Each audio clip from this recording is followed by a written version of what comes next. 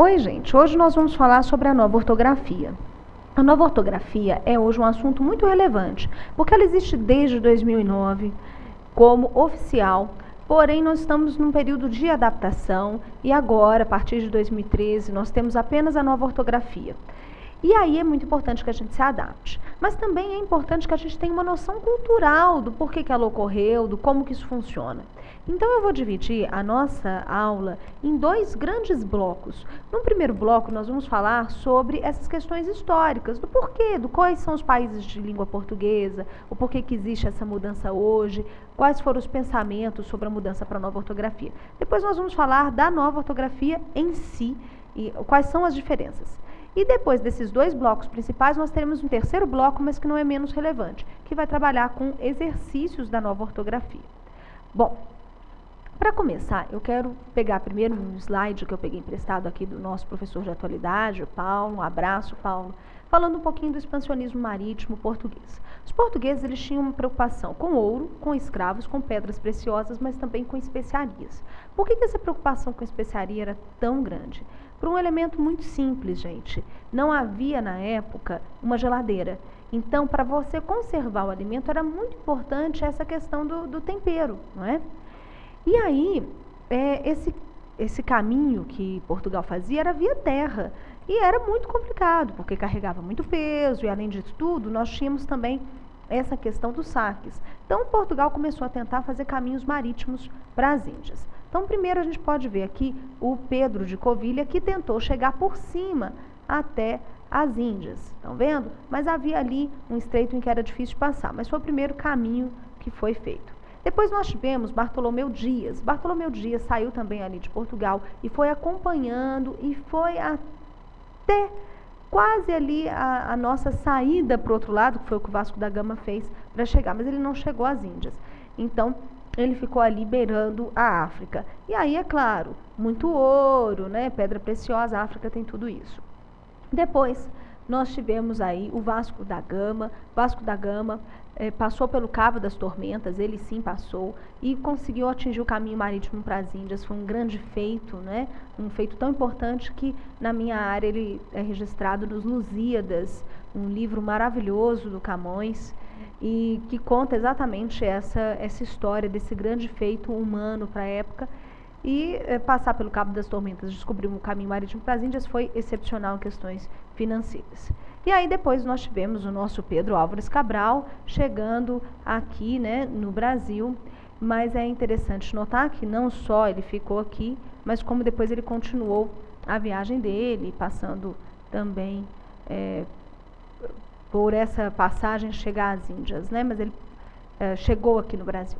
Bom, o que eu queria com essa explicação histórica, claro, não pretendo dar uma aula de história, mas a ideia é a seguinte: olhem bem para o mapa e vejam quantos países, por quantos locais Portugal passou. Portugal foi para inúmeros locais nesse período do expansionismo marítimo, e aí a língua foi se espalhando. Naturalmente, nos pontos em que havia mais comércio, a língua portuguesa foi se espalhando. Então, hoje nós pensamos no mundo, e ao pensar no mundo, nós temos a nossa língua portuguesa começando com Portugal, mas depois atingindo inúmeros outros países, os quais nós podemos ver as bandeiras aí. Então nós temos Portugal, depois Angola, Brasil, Cabo Verde, Guiné-Bissau, Moçambique, São Tomé e Príncipe e Timor-Leste, que são países hoje que têm a língua portuguesa, esses países espalhados pelo mundo. Bom, pensando um pouco na língua portuguesa, a gente pode pensar que o português, coisas importantes que às vezes a gente não sabe, o português é o terceiro idioma mais falado do mundo. Ou seja, a importância do português em número de falantes é muito maior do que a gente pensa. É a única língua que está em todos os continentes, inclusive o asiático. Ou seja, normalmente quando você pega países asiáticos, nós não temos nada, por exemplo, de língua germânica, de espanhol, mas nós temos o português. O português chegou em Macau que se fala português. Nós temos então, gente, 8 países que falam português, como nós já acabamos de ver, não é? Então, Portugal e Brasil como principais, mas temos inúmeros outros países, principalmente na região da África.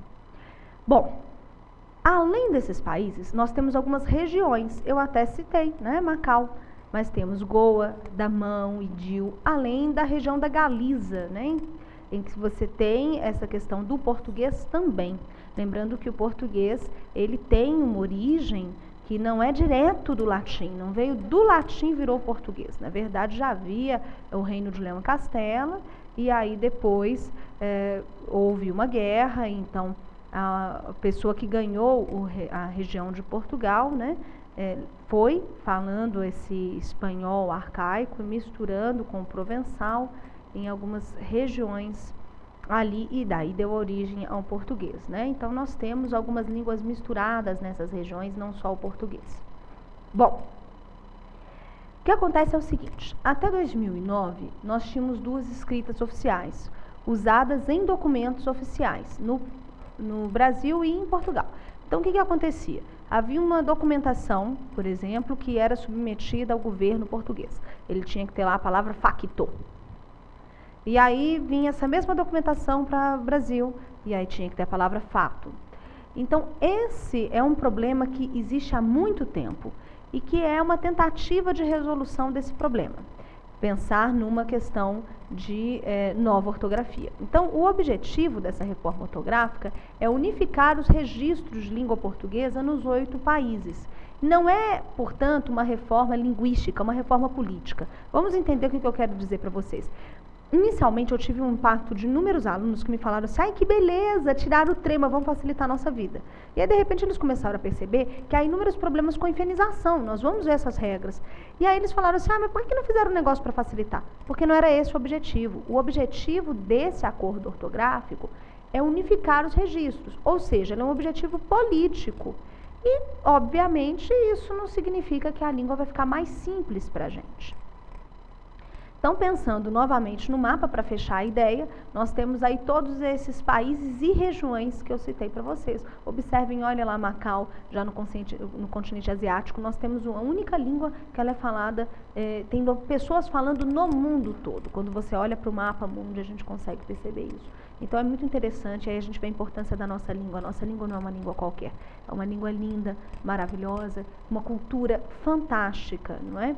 Então eu falo que o maior legado que Portugal deixou para esses países que fizeram comércio, esse pequeno país, Portugal, mas o maior legado que ele deixou realmente foi a língua. E o arroz doce, que eu adoro. Bom, pensando agora nessa questão da reforma ortográfica no Brasil, né, essa reforma que a gente está estudando. Então, o decreto foi assinado pelo presidente Lula em 2008. E aí, a partir de 1º de janeiro de 2009 até 31 de dezembro de 2012, nós estamos oficialmente no período de transição. O que é o período de transição? Tanto as regras velhas quanto as novas estão em vigor. E aí, em vestibular e concurso, até então 2012, todas as 2 formas podem ser aceitas e também na escola, etc. Mas já em 2013, agora em 2013, as novas regras são as únicas válidas. Bom, observem nesse período, se vocês forem fazer alguma prova, os editais. Se o edital falar que quer nova ortografia, mesmo sendo um período de transição, você tem que adaptar a nova ortografia. Em 2013, o edital já não precisa falar nada, só existe a nova ortografia a partir de 2013. Agora, se não falar nada, o edital até 2013, aí eles têm de aceitar a nova e a velha ortografia. Bom, se você vai fazer uma redação até dezembro de 2012, você pode escrever, tanto numa redação quanto no seu dia a dia, até dezembro de 2012, consequência com trema ou consequência sem trema.